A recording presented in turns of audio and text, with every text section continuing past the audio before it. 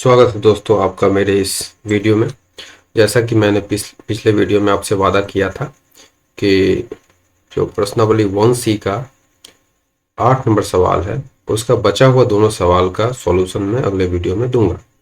ये बचा हुआ था और ये बचा हुआ था, तो जिसमें से जो 0.6 जो अशांत आवर्त दशमलव है इसको हमको PYQ के फॉर्म में व्यक्त करना है। तो हम आशा करते हैं कि आप इसको सॉल्व कर लिए होइएगा। मैं आपको यहाँ पर इसका सॉल्यूशन जो दे रहा हूँ इससे आप मैच करा के देख सकते हैं कि आपका सवाल कैसा बना है।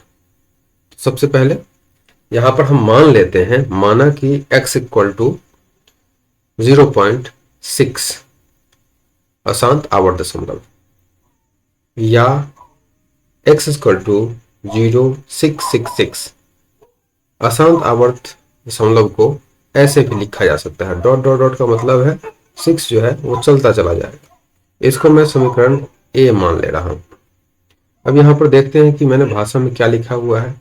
दिए गए अशांत आवर्त दशमलव में एक अंक की पुनरावृत्ति हो रही है। एक अंक की पुनरावृत्ति मतलब 6 की पुनरावृत्ति हो रही है। अतः समीकरण A के दोनों तरफ 10 से गुना करने पर, अगर दो अंकों की पुनरावृत्ति हो रही होती जैसे 1 2 1 2 1 2, तो हम यहाँ पर 100 से गुना करते हैं। 3 अंक की पुनरावृत्ति हो रही होती 1 2 3 1 2 3 1 2 3, तो हम 1000 से गुना करते हैं। जो ठीक है, तो इस समीकरण के दोनों तरफ लेफ्ट हैंड साइड और राइट हैंड साइड में हम 10 से गुना कर देते हैं। तो लेफ्ट हैंड साइड 10x हो जाएगा और right hand side 10 multiplied by 0.6666 हो जाएगा। अब आगे सिंपल जो इसका कैलकुलेशन है वो किया हुआ है। इस लाइन में 10x इक्वल टू 6.66666 होगा। 0.666 को जब हम 10 से गुना करेंगे तो इतना आएगा। ठीक है, अब यहां पर क्या है, इस लाइन में 10x इक्वल टू 6 प्लस 0.666, इस लाइन में जो दिया हुआ है उसको ऐसे हम लिख सकते हैं। 6 प्लस 0.66 को आप जोड़ेंगे तो इतना ही आएगा। ठीक है, अब यहां पर देख लेते हैं, इस लाइन में 10x माइनस 6 लिखा जा सकता है। राइट हैंड साइड में 6 जो है वो प्लस के साइन के साथ है, लेफ्ट साइड में जब आएगा तो माइनस साइन के साथ यहाँ पर लिखा जाएगा। ठीक है, इसको समीकरण 1 हमने मान लिया।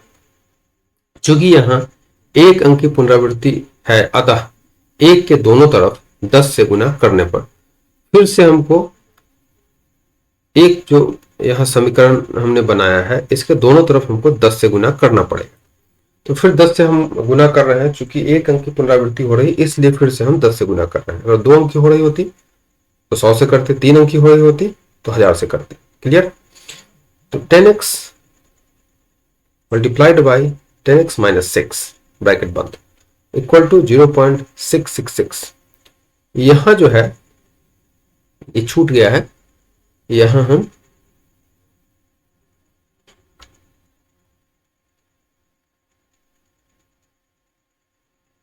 दस से मल्टीप्लाई कर देंगे।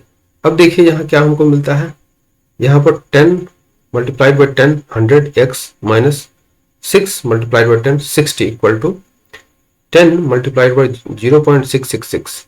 फिर से यहां पर 0.666 को 10 से मल्टीप्लाई करेंगे तो 6.666 हमको मिलेगा। या हम इसको पहले की तरह 100x minus 60 equal to 6 plus 0.666 हम लिख सकते हैं।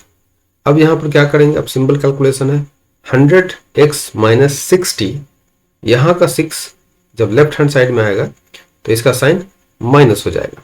ठीक है, 0.666 हम इसको लिखेंगे। अब इसको समीकरण 2 मान लेते हैं। अब समीकरण 1 से 0.66 का मान समीकरण 2 में रखने पर 0.66 का मान समीकरण 1 में क्या है वो देख लेते हैं। समीकरण 1 में 0.66 का जो मान है वो है 10x माइनस 6। अब 0.66 के जगह पर 10x माइनस 6 हम रख सकते हैं, लिख सकते हैं। ठीक है, वही मैंने यहाँ पर किया है। 0.666 के जगह पर 10x माइनस 6 यहाँ पर मैंने लिखा हुआ है। अब यहाँ पर इस लाइन में अब सिंपल कैलकुलेशन होगा। 100x माइनस 10x, जो समान जाति का जो है उसको हम एक साइड कर लेते हैं। यहां पर -66 है लेफ्ट हैंड साइड में, राइट हैंड साइड में जाएगा तो +66 हो जाएगा।